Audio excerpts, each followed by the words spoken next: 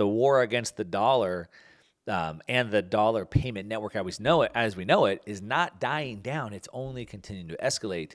On top of these new payment networks being set up, so again, they want to replace SWIFT, which is old technology, but they're probably going to set up with another old technology. But remember, technology is also what changes things, and so we have that. And so we have the era of the CBDC, or the central bank digital currencies, that are coming out. And that is a payment upgrade. And we can see that's happening. We see India is rolling out their retail pilot program for a digital rupee. So that's big. Now, we already talked about the Federal Reserve wants to launch a 12-week pilot program in partnership with a bunch of other commercial banks to test out their own CBDC here in the United States. But the U.S. isn't alone. Right? Almost every country is working on a digital currency. India is working on developing a digital rupee and recently announced the second phase of its testing. So they're already going. They've already run a successful pilot test program at the wholesale level, sort of like what the central bank is doing at the wholesale level, like at the banks. And now the Reserve Bank of India, the RBI, announced it will test the digital rupee in a retail setting. So the U.S. is testing it with banks, which India already did. And now India is going to roll it out to retail. According to the RBI, the central bank digital currency is a legal tender issued by a central bank in digital form. It's the same as fiat currency and is exchangeable one-to-one with the fiat currency. Only its form is different. It's digital. So what's happening? The thing is that as this happens, as people start to change from one monetary system they've always known their whole life into another, then it opens up their minds to, well, what other systems are out there, right? Once you realize there's a problem with one, well, then you start looking at all your available options for something new. So like I said, when one system that you've always known your whole life, and maybe you've never even thought about it, when it starts to change and you're looking for something new, well, then you go look at all your options. You've been driving the same car for 5 years or 10 years or however long you've been driving your car for. But when you decide that you want to look at a new car, well, you're going to go look at all your options. So if I'm going to leave one financial system that I'm in now, one thing that I've always known to be money, and now money is going to be something different, then I want to look at all my options for that. Now it says here, digital currencies are similar to Bitcoin and other cryptocurrencies. They exist as virtual banknotes or coins held in a digital wallet. The difference between a government digital currency and Bitcoin is the value of the digital currency is backed or is controlled by the state. So it's just like any fiat currency.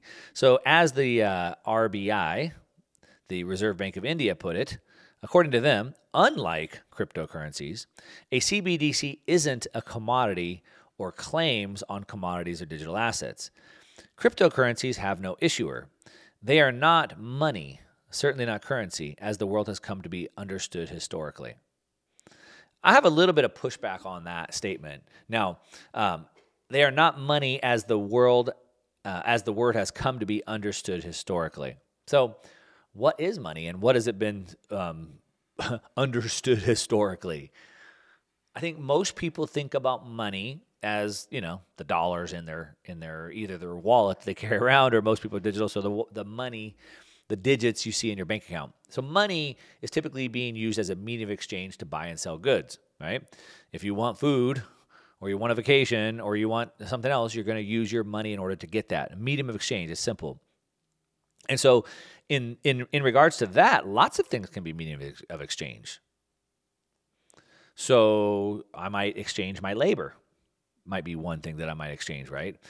So I think as the word has been understood historically, money being a medium of exchange. Now it says the first part said that a CBDC isn't a commodity or claims on commodities. So gold is considered a commodity. What's the difference? Well, a commodity and all money up until the fiat era that we started 50 years ago has been commodity money. So a commodity is basically, typically it's been historically been something that comes from the ground that anybody could get anywhere in the world and would be fungible. So I can get a piece of land and I can mine for gold in California or Mexico or China. Anyone can go get the land and can dig for the gold. And no matter if I get it from China or Mexico or California, it's still gold. Gold is gold.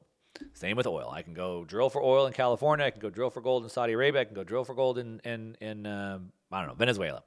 Um, Whoever gets the land, they can drill for the gold or for the oil. If they get the oil, it's fungible. Oil's oil, right? Wheat, I can grow wheat. Same thing. And so gold has been a commodity. Now, all money's been commodity, so lots of things have been money throughout history. So rocks and feathers and seashells, et cetera, and those are commodities. Those are natural, right? We can go collect them. There's no central issuer. Nobody creates oil. Nobody creates seashells, right? Nature, that's natural. So those are commodities. And so all of history has been commodities are money. Fiat, we started the fiat system about 50 years ago. And there's no commodity. They just create this paper gold certificate, and they just say it's money because it's money. So it's the first money that we've had. So it says here, unlike cryptocurrencies, the CBDC isn't a commodity or claims on commodities. It's fiat currency. It says here, cryptocurrencies have no issuer. They are not money. Well, out of the approximately 22,000 cryptocurrencies, of the 22,000, I believe 21,995 of them have had an issuer. So it's a company like Ethereum and a group of guys like Vitalik Buterin get together, form the Ethereum Foundation. They create this software and they create a bunch of tokens, 70% of them, and then they start selling them off. So Ethereum did have an issuer, and Cardano did have an issuer, and XYZ cryptocurrency BNB token had an issuer. So it's a little bit wrong there. The RBI doesn't quite understand that. Cryptocurrencies do have an issuer. Now, Bitcoin doesn't have an issuer. Bitcoin is like a commodity, meaning there is no issuer. There was a piece of software that was created, and anybody, anywhere in the world can get a computer, connect to the Bitcoin network, and could mine Bitcoin. Anybody can do it. And no matter where you mine for the Bitcoin, just like gold, anywhere in the world, one Bitcoin's worth one Bitcoin. It's fungible. So Bitcoin fits into that. But the part that they're saying here, that they're not money, cryptocurrencies have no issuer, they're not money, are not currency. So what's the difference of currency and money? A lot of people, if you're Mike Maloney fans, you love to hit on this point right here. Dollars are not money. They're currency. Only gold is money. J.P. Morgan's famous statement in front of Congress was that gold is money, nothing else. And that's true. Gold had been money for 5,000 years. But if you look at what money is, it has basically a couple attributes. And one will be a store of value, 2, medium of exchange, and 3, a unit of account.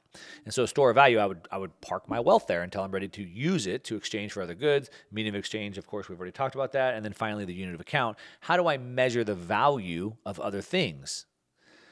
Well, 1 cow is worth 13 chickens.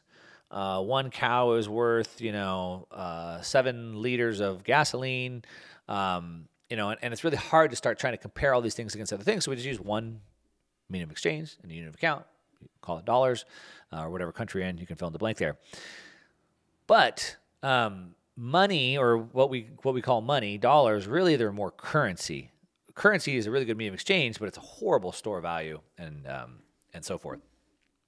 So anyway, that's a long story to say that the central bank digital currencies are coming. They are not like other cryptocurrencies.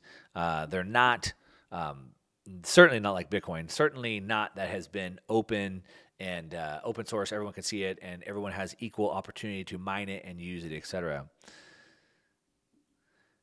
Now, it says here that the National Payments Corporation of India will host a platform for the digital rupee payment system during the testing phase.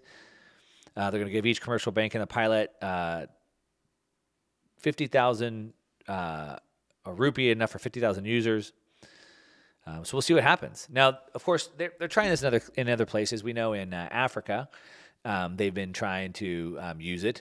The e-Naira, they call it. Nobody wants to use it. They say, why would I? The regular Naira is horrible. Why would I use the e version of it? You haven't fixed any of the problems. The problems are because you create too much of it. So just like you've destroyed the regular Naira, why would I use the e-Naira? Because it's more convenient? It doesn't make any sense. And I think that that's exactly what's going to happen. People are just going to go, look, it's the exact same thing. I think it's going to push more people into Bitcoin because I think once people start using this kind of digital token as money, it starts to kind of legitimize it. They're going to go, wait a minute. Why does this e-rupee or e-Naira or e-dollar, why does it continue to go down in value compared to other goods and services? But this Bitcoin over here, whatever this Bitcoin thing is, it continues to go up in terms of goods and services. And now that I'm using these token things and I have all these different options of all these different tokens, why wouldn't I use the one that seems to go up in value more? And why wouldn't I use the one that I can control instead of having one like in China where they just turn it on and off as they want? It says China's goal is not to make payments more convenient, but to replace cash so it can keep closer tabs on people than it already does. Who wants that? And so when you're moving into this new monetary system and you can evaluate these different choices, I think the answer is going to be pretty clear here. And I think the answer is you're going to want to use Bitcoin, not this CBDC or e-currency or whatever it's going to be.